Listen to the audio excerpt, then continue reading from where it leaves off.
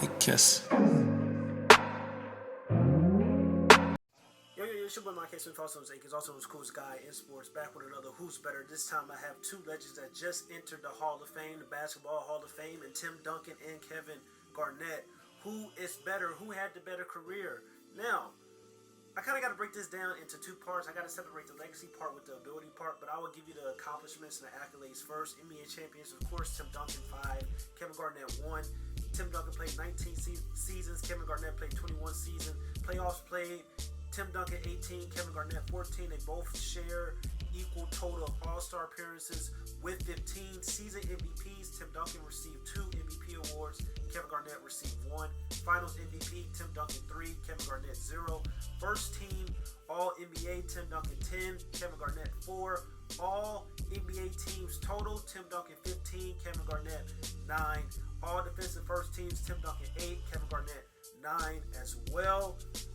Points per game for the career. Tim Duncan averaged 19 points per game, 10 rebounds, 3 assists, 0.7 steals per game, and 2.2 blocks per game while shooting from the floor 50% from the field, 17% from the three-point line, 69% from the free throw line in his career. Kevin Garnett averaged 17.8 points per game, 10 rebounds, 3.7 assists, 1.3 steals, 1.4 blocks for his career. Shot 49% from the field, 27% from the three-point line, and 78%, from the free throw line as well. That being said, who is better between the two? Now, like I said in the beginning, we kind of got to separate this between legacy and ability. And what I like to do is then I like to look at both. So, legacy portion, we have to sit up and say that Tim Duncan's legacy is way better than Kevin Garnett's. Just a bit simple fact that he has 5 championships, but we can't ignore the fact that Kevin Garnett played with some teams in Minnesota where they shouldn't even be compared to the teams that Tim Duncan was on with Manu Ginobili, Tony Parker, and a Hall of Fame coach with Greg Popovich. Now, that's not Kevin Garnett's fault. That's not Tim Duncan's fault that he was on a better team, but I always say that team situations play a large part into a player's success when we're talking about winning championships, when we're talking about even certain accolades to a certain degree. And we know that Kevin Garnett wasn't on some of the best of the Timberwolves teams. He probably should have tried to get out of the Timberwolves earlier before he got traded to Boston. He probably should have did about 3 or 4 years earlier on in his career, but he didn't because he was loyal, had loyalty to his core, loyalty to his soul, and there's no problem with that. But sometimes when you're in a bad situation, you need to get out instead of prolonging the inevitable. And for Kevin Garnett, he didn't do that, but he still ended up being successful in going to Boston and winning a championship. Now, the legacy, I think that the legacy portion, you have to roll with Tim Duncan over Kevin Garnett, but then you start breaking down their overall ability in their games. When it comes to ability, Kevin Garnett is probably the greatest power forward in the history of the game. When we're talking about the things he did on the basketball court, inside, outside game, handles, super athletic at the rim, and he wasn't this big type of guy. He had a skinny frame, and he kind of, what we see now with Joel Embiid, what we see now with Karl-Anthony Towns, he kind of paved the way for that style and for the way that they play right now. He kind of paved the way for a lot of those guys, and his energy and passions was tenacious. His ability to play defense at a high level and also play offense at a high level. Like I said, he was creating off the dribble.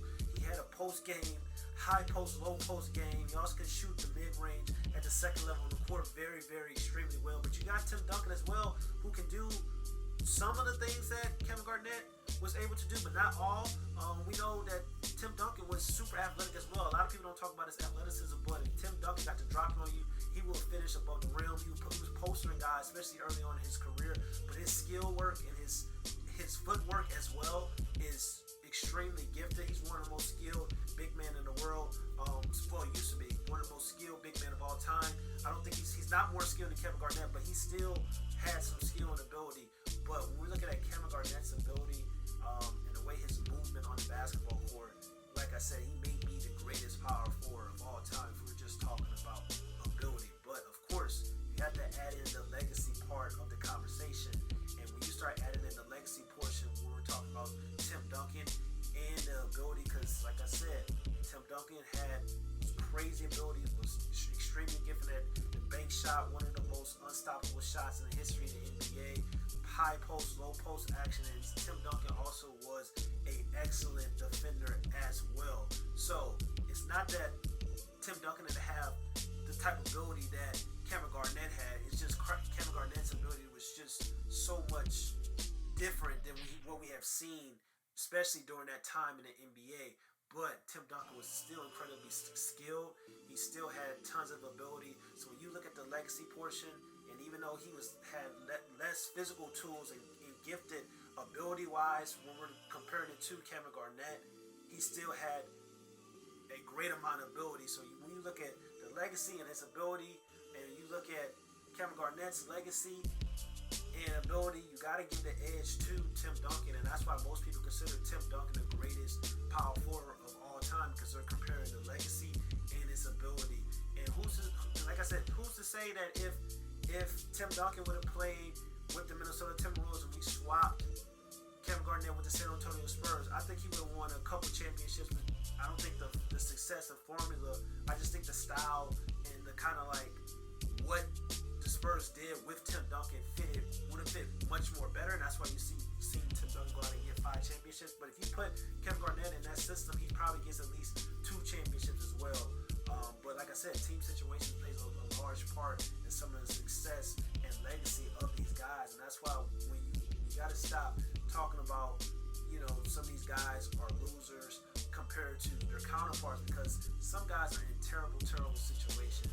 And just look at some of the players right now in the NBA with Zach LaVine and Devin Booker, and people are constantly like, well, they're putting up empty stats. No, they're not putting up empty stats. They're doing whatever they can do to try to help their team win. It's just that the front office situation, their team situation, is not the best compared to their counterparts. But that's beside the point. Who's better overall? When we're including everything, you got to roll with Tim Duncan easily. But if you're just breaking it down based on ability, then you have to roll with Kevin Garnett. But let me know in the comments below, who do you think is better? Who do you think had the better legacy? Who you think has the better ability and skill set? It's your boy, Mike Smith, also known as Akins, also known as the coolest guy in sports. Don't forget to like, comment, and subscribe. Guys, hit the notification bell to stay updated on these videos. And in the comments below, tell me the next videos that you want me to do, because I will do it. Also follow me on TikTok, follow me on Twitter, follow me on Instagram at AKISNBA. It's your boy Mike Smith. I'm gone, man.